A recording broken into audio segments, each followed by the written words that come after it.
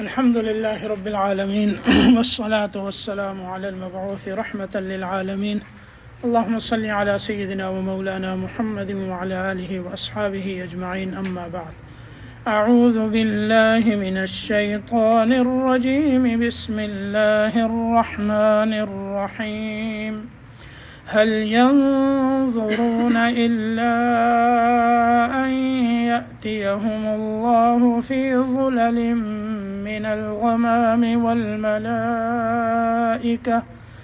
والملائكة وقضي الأمر وإلى الله ترجع الأمور سل بني إسرائيل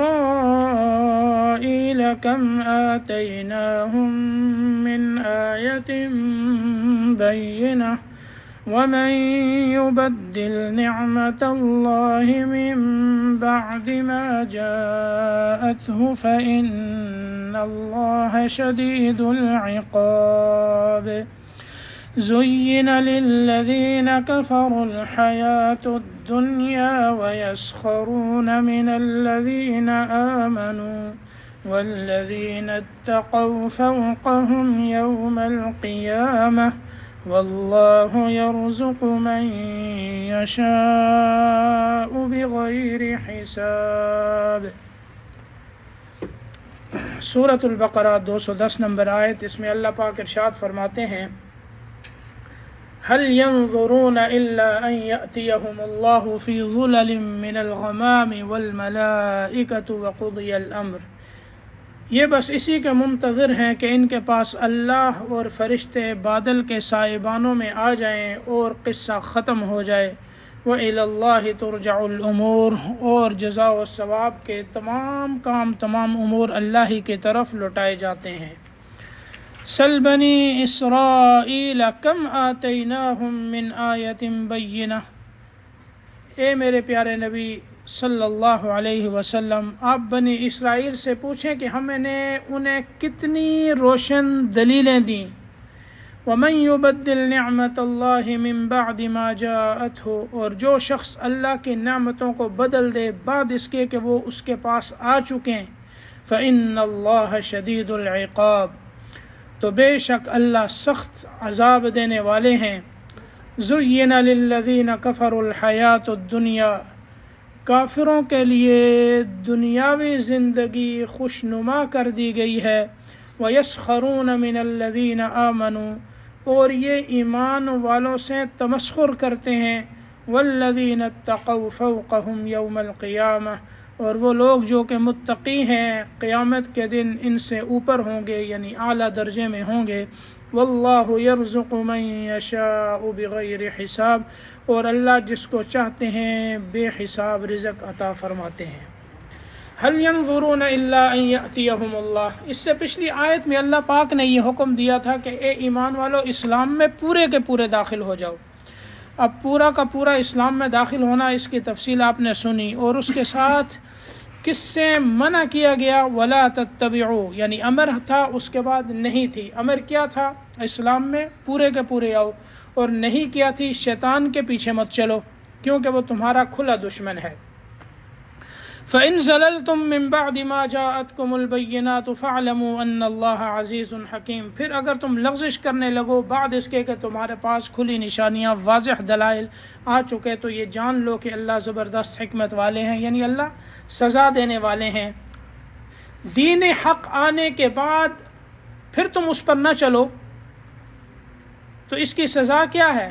یعنی اللہ کی پکڑ ہے، اللہ تمہیں سزا دیں گے۔ اب سزا آتی کیوں نہیں؟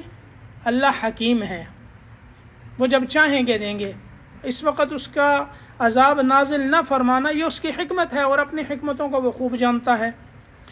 هل ينظرون، اس آیت کا تعلق انہی پچھلی آیتوں کے ساتھ ہے، تو کیا یہ اس کے منتظر ہیں کہ ان کے پاس اللہ اور فرشتے بادل کے سائبانوں میں آ جائیں، یعنی قیامت برپا ہو جائے اور اس وقت اللہ پاک اپنی شایان شان نزول فرمائیں اور فرشتے۔ وَيَوْمَ تَشَقَّقُ السَّمَاءُ بِالْغَمَامِ وَنُزِّلَ الْمَلَائِكَةُ تَنزِيلًا، غمام بادل کو کہتے ہیں، یعنی وہ بادل جو باریک ہو اور سفید ہو، یعنی ایسا ایک ہوتا ہے سحاب، وہ بادلوں کو کہتے ہیں۔ اب اردو کے اندر سحاب کا معنی بھی بادل ہے، غمام کا معنی بھی بادل ہے، لیکن عربی زبان میں وسعت ہے، غمام کون سے بادل ہیں، سحاب کون سے بادل ہیں.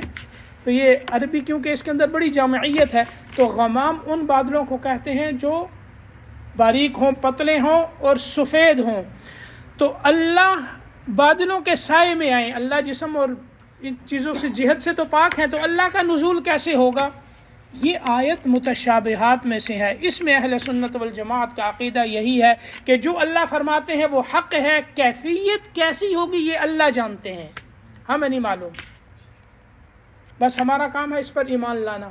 اب کیسے نزول ہوگا، کس طرح اللہ آئیں گے، جیسے اللہ کی شان ہے، اس کی کیفیت ہمیں معلوم نہیں، یہ اللہ جانتے ہیں. اور فرشتوں کا نزول ہوگا، اور اسی طرح جو ہے قصہ مکمل، یعنی حساب کتاب ہو جائے گا. تو ایمان والے ان کے لیے ثواب اور جنت، اور کافروں کے لیے جہنم. تو اس وقت کا ایمان لانا یہ کوئی قابل قبول ہوگا؟ ایمان لانے کی جگہ کون سی ہے؟ دنیا ہے. آخرت تو ایمان لانے کی جگہ نہیں.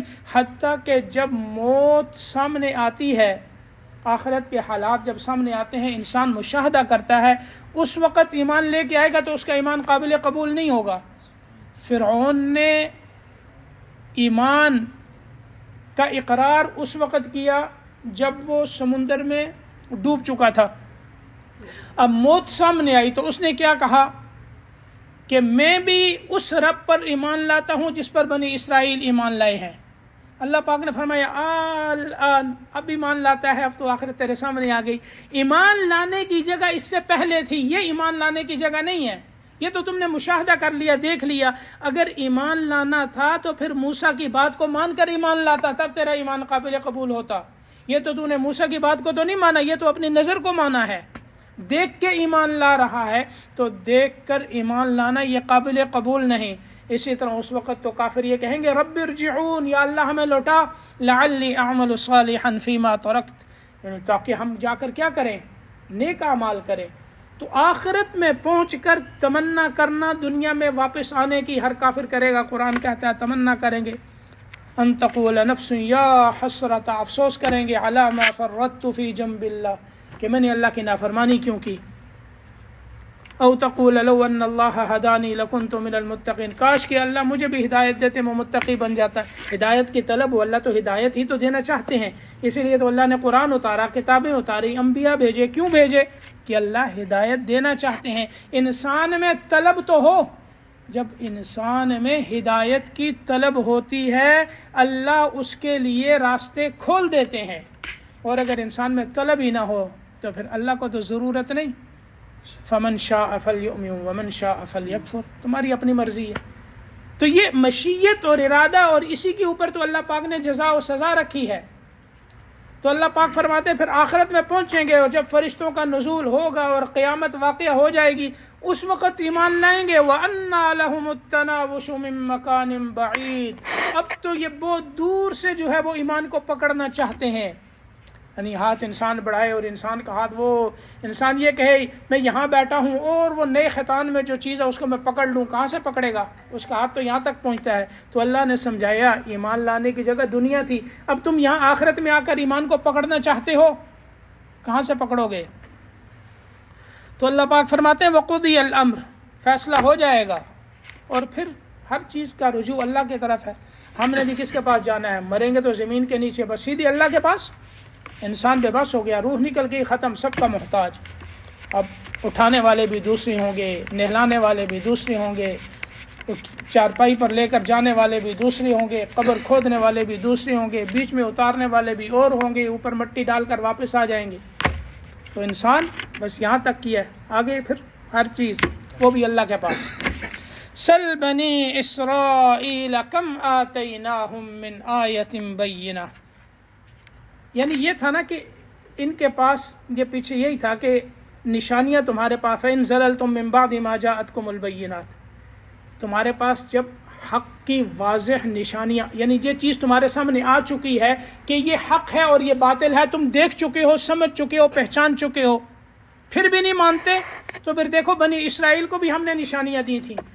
آگے اللہ یہ فرماتے ہیں بنی اسرائیل، موسیٰ علیہ السلام کی جو قوم تھی، اس کو ہم نے کتنی واضح نشانیاں دیں، لیکن دیکھنے کے بعد بھی انہوں نے اللہ کی نعمتوں کو بدل دیا، پھر اللہ کا ان پر عذاب آیا۔ اگر تم تبدیل کرو گے، نہیں مانو گے، تو اللہ کا عذاب تم پر بھی آئے گا۔ تو اللہ پاک یہ فرماتے ہیں سل بنی اسرائیل، آپ بنی اسرائیل سے پوچھیں، کم آتیناہم من آیت بینہ، ہم نے انہیں کتنی واضح دلیلیں دیں، کتنی روشن دلیلیں انہیں ہم نے دیں، تو انہوں نے کیا کیا؟ نہیں مانا۔ پوری تفصیل ہے اس کی۔ حضرت موسیٰ علیہ السلام کے واقعے کو شروع سے آخر تک آپ دیکھیں تو اس کے اندر تمام بینات ہیں، واضح دلیلیں ہیں، آیات بینات ہیں۔ خود حضرت موسیٰ علیہ السلام کو اللہ پاک نے جو پیدا فرمایا تو اس وقت فرعون کیا کرتا تھا؟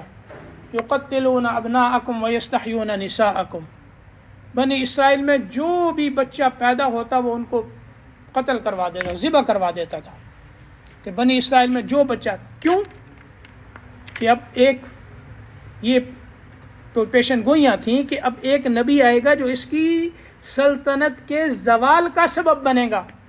اس نے کہا کہ بچہ جو بھی پیدا ہو اسے تو ذبح کر دو، ظاہر ہے جب ذبح ہو جائے گا تو رہے گا نہیں، تو میری سلطنت کو زوال کیسے ہوگا؟ یہ تو اس کی سوچ تھی، اور ایک قدرت اللہ کی تھی، اللہ بھی اپنی قدرت دکھلانا چاہتے تھے۔ اب فرعون تو بچوں کو ذبح کر رہا ہے، موسیٰ نہ آئے، اور اللہ موسیٰ کو پیدا کر کے فرعون کے گھر میں تربیت بھی دلوا رہے ہیں۔ اچھا، پھر لوگوں نے اس کو یہ کہا کہ جانتے ہیں واقعہ، آپ کوئی نئے ساتھی ہوں گے سن لیں گے، لوگوں نے کہا کہ اگر تم اسی طرح بچوں کو ذبح کرتے رہے تو ہمارا جو کام کرنے والے، جو ہمارے نوکر ہیں، وہ تو بنی اسرائیل ہیں، اب ظاہر ہے ہم مرد نہیں رہیں گے تو ہمارے کام کاج کیسے چلیں گے؟ اس نے کہا کہ چلو پھر اس طرح کرو، ایک سال میں جو بچے پیدا ہوں ان کو تو چھوڑ دو، اور جو دوسرے سال میں ہوں ان کو جو ہے نا وہ ذبح کر دو۔ اس میں یہ ہوگا کہ ان کی تعداد زیادہ نہیں ہوگی تو ہم پر قابو نہیں پا سکیں گے۔ حضرت ہارون علیہ السلام تو اس سال میں پیدا ہوئے جو بچوں کو زندہ چھوڑنے کا سال تھا، مسئلہ ہی کوئی نہیں۔ حضرت موسیٰ علیہ السلام کو اللہ اپنی قدرت دکھاتے ہیں، حضرت موسیٰ علیہ السلام کو اللہ نے اس سال پیدا کیا جو بچوں کو ذبح کرنے کا سال تھا، اور پھر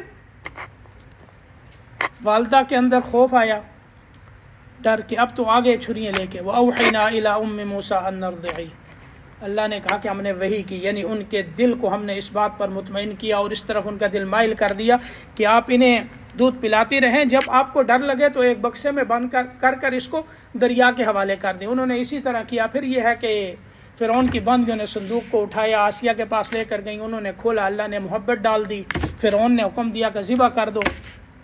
وَفَتَنَّاكَ فُتُونًا، کئی موقع ایسے آئے کہ فرعون نے قتل کا آرڈر کیا، لمبی تفصیل ہے اس میں نہیں جاتا، تو اللہ نے وہاں تربیت دلائی۔ پھر اللہ نے بنی اسرائیل کو موسیٰ علیہ السلام ہی کی برکت سے فرعون سے آزاد کیا۔ فَأَسْرِ بِعِبَادِي لَيْلًا إِنَّكُمْ مُتَّبَعُونَ، اللہ نے فرمایا اب بنی اسرائیل یعنی میرے یہ بندے جو ہیں بنی اسرائیل، ان کو اب لے کر آپ راتوں رات نکل جائیں۔ فرعون پیچھا کرے گا، فرعون نے پیچھا کیا، آگے سمندر آیا، اللہ نے حکم دیا لاٹھی مارو، موسیٰ علیہ السلام نے لاٹھی ماری، سمندر کے اندر 12 راستے بن گئے، اور قرآن یہ کہتا ہے فَضْرِبْ فَانْفَلَقَ فَكَانَ كُلُّ فِرْقٍ كَالطَّوْدِ الْعَظِيمِ، یعنی ایسے راستے کے بیچ میں پانی ایسے کھڑا ہوا جیسے بہت بڑے بڑے پہاڑ ہوتے ہیں، اور ان کے اندر سے جو ہے نا وہ راستے بنے، 12 قبیلے تھے، 12 راستے بنے۔ فرعون نے کہا کہ سمندر کے اندر راستے ہیں، وہ سمندر کو پار کیا، فرعون بیچ میں آیا، اللہ نے سمندر کو ملا دیا اور غرق ہو گیا۔ بنی اسرائیل دیکھ رہے ہیں، لیکن آگے گئے، یہ نعمت دیکھنے کے بعد انہوں نے کیا کہا؟ اللہ کی واضح نشانی دیکھی تو جا کر دیکھا کہ کچھ لوگ جو ہیں وہ بتوں کے سامنے جھک رہے ہیں، تو کہنے لگے یا موسیٰ اجعل لنا الہا کما لہم آلہہ، اے موسیٰ ہمیں یہی معبود چاہیے جیسا ان کا ہے، اس طرح کا ہمیں کوئی خدا دے۔ موسیٰ علیہ السلام نے کہا کیا عجیب پاگل ہو، ابھی تمہارے سامنے اللہ نے غرق کیا، تمہیں نجات دی، کیسے ناشکرے ہو۔ بالآخر موسیٰ علیہ السلام سے تورات مانگی، اللہ نے کوہ طور پر بلایا، تورات دی۔ پیچھے سے یہ بچھڑے کی پوجا میں مبتلا ہو گئے، گوشالہ پرستی میں مبتلا ہو گئے۔ اب ادھر سمندر پھٹا، اللہ کے قدرت کی نشانی دیکھی، اللہ نے اپنی کتاب دینا چاہی، موسیٰ علیہ السلام کو بلایا میں تمہیں کتاب دیتا ہوں۔ انہوں نے اس نعمت کی ناشکری، واضح دلیل دیکھنے کے بعد کس کی پوجا شروع کر دی؟ بچھڑے کی پوجا کی، تو اللہ نے قتل کی سزا ان کے اوپر نافذ کی۔ موسیٰ علیہ السلام آئے، بعد میں ہوا کہ اب ان کو ایک دوسرے کو قتل کرو جو اس گناہ میں مبتلا ہوئے ہیں. فاقتلوا انفسکم ذالکم خیر لکم عند بارئکم فتاب علیکم انہ هو التواب الرحیم. تو انہوں نے ایک دوسرے کو قتل کیا. اسی طرح جب موسیٰ علیہ السلام تورات لے کے آئے، پہلے تو انہوں نے خود کہا نا کہ اے موسیٰ، ہم اب اللہ نے ہمیں آزادی دے دی ہے، ہم آزاد ہیں، کوئی آسمانی ہدایت ہمیں ملے کہ ہم اس پر عمل کریں. اللہ نے موسیٰ علیہ السلام کو تورات دی. جب موسیٰ علیہ السلام تورات لے کے آئے اس میں احکامات سخت تھے، انہوں نے ماننے سے انکار کر دیا تو اللہ نے کوہ طور پہاڑ ان کے سروں پر لا کر کھڑا کر دیا کہ ابھی سزا دیتا ہوں تمہیں میں. تو پھر تورات کے احکام مانے، لیکن انہوں نے یہ کہا کہ یہ جو تو تورات لے کے آیا ہے موسیٰ، ہم تو نہیں سمجھتے کہ یہ تورات تو اپنے پاس سے لایا ہے یا تجھے اللہ نے دی ہے، ہمیں کیا معلوم، ہو سکتا ہے تو اپنی طرف سے لے آیا ہو. ہم تو اس وقت تک ایمان نہیں لائیں گے جب تک اللہ ہمیں خود یہ نہ کہے کہ یہ کتاب میں نے دی ہے. موسیٰ علیہ السلام نے کہا عجیب عجیب لوگ ہیں، یہ پاگل ہیں، کیا کروں ان کا. دعا کی، یا اللہ. اللہ نے فرمایا کہ ٹھیک ہے، لے آؤ انہیں کوہ طور پہ.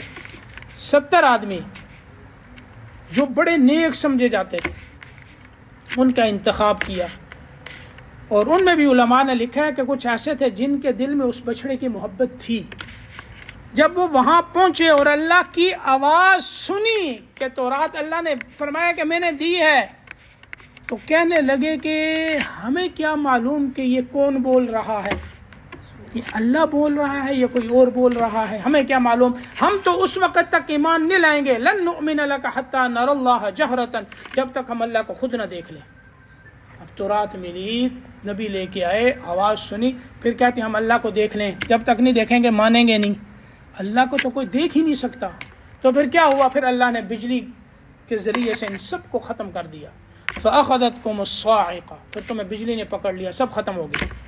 موسیٰ علیہ السلام نے کہا یا اللہ، ان کو میں قوم سے لے کے آیا ہوں، آپ نے انہیں یہاں مار دیا ہے، میں جاؤں گا وہ مجھے مار دیں گے، یہ تو بڑا عذاب ہو گیا، الٹا کام ہو گیا، اب کیا بنے گا.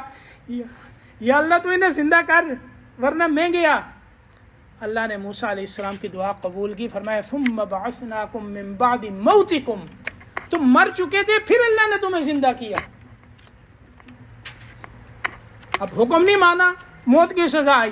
پھر کیا ہوا، اللہ نے حکم دیا جاؤ عمالقہ کے ساتھ جہاد کرو. اب تم مطمئن ہو گئے ہو، اور اپنا جو شام کا وطن ہے وہ واپس لو، ان سے قابض ہیں وہ.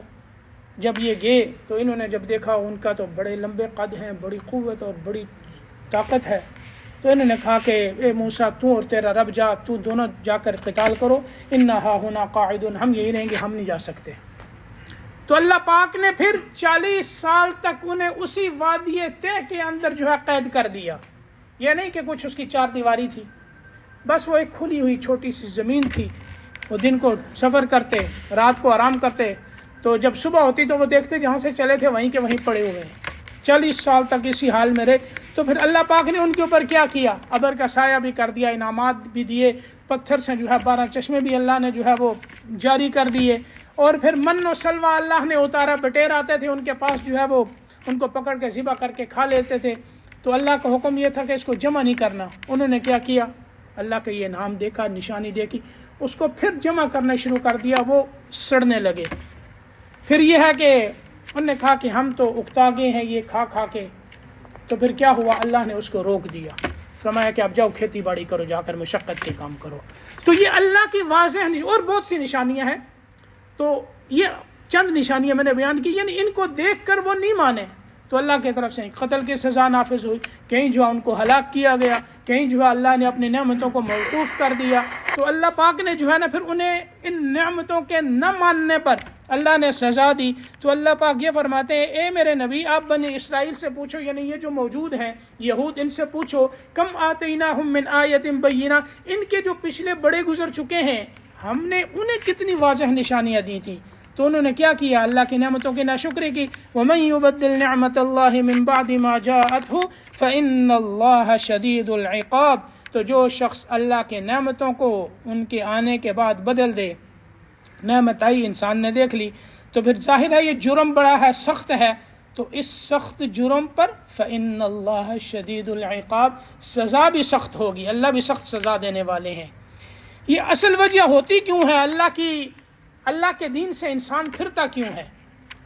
تو یہ تو دین کو نہ ماننا اور ضد پر قائم ہونا، یہ تو کافروں کا شیوا ہے، یہ ان کا کام ہے۔ تو اللہ پاک انہی کے بارے میں فرماتے ہیں اہل ایمان کا تو یہ کام ہی نہیں نا کہ اللہ کی نعمتوں کو جھٹلا دے، ایسا تو نہیں ہے، تو یہ کافروں کا کام ہے۔ تو اللہ فرماتے ہیں زُيِّنَ لِلَّذِينَ كَفَرُوا الْحَيَاةُ الدُّنْيَا، کافروں کے لیے دنیا کی جو زندگی ہے یہ مزین کر دی گئی ہے۔ دنیا کی زندگی یہ انہیں اچھی معلوم ہوتی ہے، خوشنما معلوم ہوتی ہے، ان کے پاس اللہ نے انہیں مال دیا، اللہ نے انہیں پیسہ دیا، اللہ نے انہیں نعمتیں دی، اللہ نے انہیں جائیداد دی، اللہ نے انہیں سلطنت دی، سب کچھ دی، اللہ کی نعمتیں ہیں ساری کی ساری۔ تو پھر کیا ہے جس کے پاس یہ نعمتیں نہیں ہیں یہ ان کا استہزاء کرتے ہیں۔ قرآن کہتا ہے وَيَسْخَرُونَ مِنَ الَّذِينَ آمَنُوا، ایمان والوں کا یہ تمسخر کرتے ہیں، استہزاء کرتے ہیں۔ حضرت عبداللہ ابن عباس رضی اللہ تعالی عنہما وہ یہ فرماتے ہیں اس سے مراد حضرت عبداللہ ابن مسعود، حضرت عمار بن یاسر، حضرت خبیب، حضرت بلال، حضرت صہیب رضی اللہ تعالی عنہم، یہ غلام تھے، غریب تھے، اور کافر جو ہے وہ تمسخر کرتے تھے اور یہ کہتے تھے یہ کفر جو ہے، یعنی کفر میں رہنا یہ بہتر چیز ہے، یہ بہتر دین ہے۔ کیوں کہتے تھے؟ کیونکہ اللہ پاک نے، اللہ اس کو ہمارے لیے پسند کرتے ہیں۔ کیوں پسند کرتے ہیں؟ کہتے ہیں اگر اللہ پسند نہ کرتے تو ہمیں اتنا خوشحال رکھتے، ہمارے پاس اتنے پیسے ہوتے، ہمارے پاس اتنی جو ہے وہ نعمتیں ہوتی۔ تو اللہ پاک فرماتے ہیں زُيِّنَ لِلَّذِينَ كَفَرُوا الْحَيَاةُ الدُّنْيَا، اور بعض علماء فرماتے ہیں کہ عبداللہ ابن ابی یہ رئیس المنافقین تھا، جب یہ اپنی جماعت کے ساتھ بیٹھتا تو یہ مسلمانوں کا استہزاء کیا کرتا تھا کہ دیکھو یہ محمد صلی اللہ علیہ وسلم اپنے ساتھیوں سے کہتے ہیں کہ یہ جو ہے وہ ہم پر غالب آ جائیں گے، پھر اس کے اوپر وہ استہزاء کرتے اور مذاق کرتے اور ٹھٹھا کرتے۔ تو اللہ پاک نے فرمایا کہ کافروں کے لیے دنیاوی زندگی مزین کی گئی ہے اور ایمان والوں سے یہ تمسخر کرتے ہیں، یہ تو دنیا کا معاملہ ہے۔ والذین اتقوا فوقهم یوم القیامہ، قیامت کا دن ہوگا، یہی غریب لوگ جنت کے اعلیٰ درجے میں ہوں گے اور یہی کافر اسفل السافلین میں ہوں گے، یا نیچے جہنم میں ہوں گے۔ اس وقت کیا ہے؟ هل ثوب الکفار فالیوم الذین آمنوا من الکفار یضحکون، ایمان والے اس وقت ہنسیں گے ان کافروں کو دیکھ کر۔ هل ثوب الکفار ما كانوا يفعلون، ہاں دنیا میں تم ہمیں بڑا ستاتے تھے، دیکھا پھر اللہ نے کیا بدلہ دیا ہے تمہیں۔ قرآن یہ کہتا ہے کیا ہی تو پھر کافروں کو اچھا بدلہ ملا ہے۔ تو اللہ پاک فرماتے ہیں والذین اتقوا فوقہم، ان کے اوپر ہوں گے، یعنی کیا ہوں گے؟ وہ اعلیٰ علیین میں ہوں گے، اور کفار نیچے اسفل السافلین جہنم میں ہوں گے قیامت کے دن۔ واللہ یرزق من یشاء بغیر حساب، رہا دنیا کا معاملہ، تم یہ کہتے ہو ہمارے پاس دنیا زیادہ ہے تو ہم اچھے ہیں، یہ بات نہیں، یہ تو اللہ کا نظام ہے۔ اللہ جس کو چاہتے ہیں بے حساب رزق عطا فرما دیتے ہیں، اس کا تعلق تمہارے اچھے ہونے کی وجہ سے نہیں ہے، یہ تو اللہ کی اپنی حکمت ہے۔